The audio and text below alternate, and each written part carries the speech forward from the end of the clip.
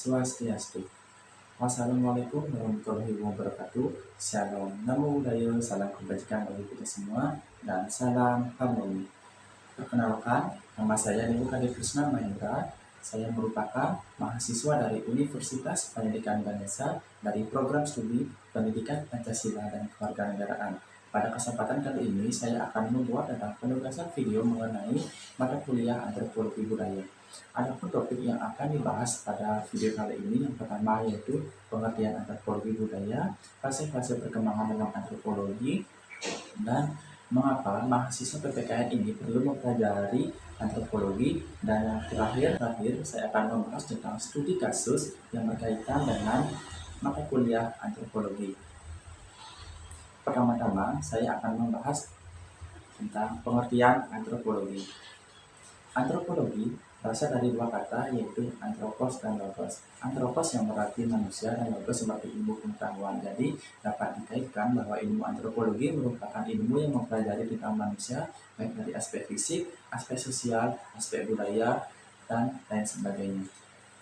Nah, di dalam ilmu antropologi ini ada pun cabang-cabang atau fase-fase dalam perkembangan ilmu antropologi ini. Yang pertama yaitu fase 1 sebelum abad ke-18, fase kedua abad sebelum 19, yang ketiga fase perkembangan abad ke-19, terus yang terakhir yaitu fase keempat, fase abad ke-1930. Pada fase pertama sebelum abad ke-18. Pada fase pertama ini berfokus pada kajian etnografi. Etnografi sendiri tersebut yang berarti lukisan-lukisan mengenai tentang suku bangsa. Jadi pada zaman dulu ini ilmu antropologi yaitu pada fase pertama ini hanya berfokus pada kajian tentang lukisan-lukisan tentang suku bangsa. Fase kedua dalam ilmu antropologi ini yaitu pertengahan pada abad ke-19. Pada fase ini ilmu antropologi berfokus pada kajian dalam penyusunan etnografi serta sudah mulai manusia tersebut sudah mulai berpikir secara berevolusi. Fase ketiga dalam abad ke-20. Pada fase ini ilmu antropologi sudah dipandang sebagai alat untuk mempelajari kolonialisme dan imperialisme Eropa. Pada aspek ini, antropologi dipandang sebagai alat untuk mempelajari masyarakat dan kebudayaan penjajahan dengan tingkat penjajahan itu sendiri. Selanjutnya, pada fase keempat, pada awal abad ke-30-an. Pada fase ini sudah mulai muncul sikap kritis kepada kehidupan manusia dan hilangnya objek kajian dari bangsa-bangsa primitif. Jadi, mengapa mahasiswa PPKN perlu mempelajari tentang ilmu antropologi?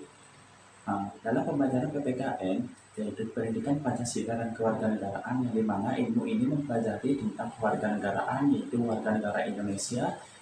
Dalam ilmu PPKN ini juga mempelajari tentang kehidupan manusia, sama halnya dengan ilmu antropologi. Ilmu antropologi adalah suatu ilmu yang mempelajari tentang kehidupan manusia, baik dari aspek fisik, sosial, maupun budaya. Jadi, antara ilmu PPKN dan ilmu antropologi sama-sama penting, sama-sama mempelajari tentang kehidupan manusia. Itu tadi beberapa penjelasan mengenai tentang pengertian fase-fase perkembangan dalam ilmu antropologi dan mengapa mahasiswa PPKN perlu mempelajari antropologi. Nah, sekarang saya membuat tentang studi kasus mengenai yang berkaitan dengan ilmu antropologi. Baik, saya mengambil tentang studi kasus tentang permasalahan sampah di tempat atau di lingkungan tempat saya tinggal. Sampah ini dapat diciptakan oleh aktivitas manusia dalam kehidupan sehari-hari. Sebagai seorang mahasiswa PPKN, langkah atau kebijakan yang harus dibuat untuk menangani permasalahan tentang sampah ini yaitu saya membuat kebijakan dalam bentuk edukasi dan partisipasi kepada masyarakat dengan mengacu prinsip 3R yaitu reduce, reuse, dan recycle. Pembentukan dan pemberdayaan bak sampah. Bak sampah ini dapat dibagi menjadi 3 kategori yaitu sampah organik, sampah anorganik, dan sampah medal. Jadi, dengan kita menciptakan program kebijakan ini dapat menciptakan kesadaran kolektif dan perilaku pengelolaan tentang sampah demi terciptanya lingkungan yang bersih.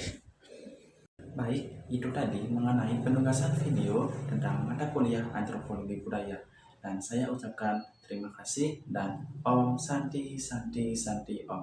Wassalamualaikum warahmatullahi wabarakatuh. Shalom, namo buddhayo, salam kebajikan bagi kita semua dan salam harmoni.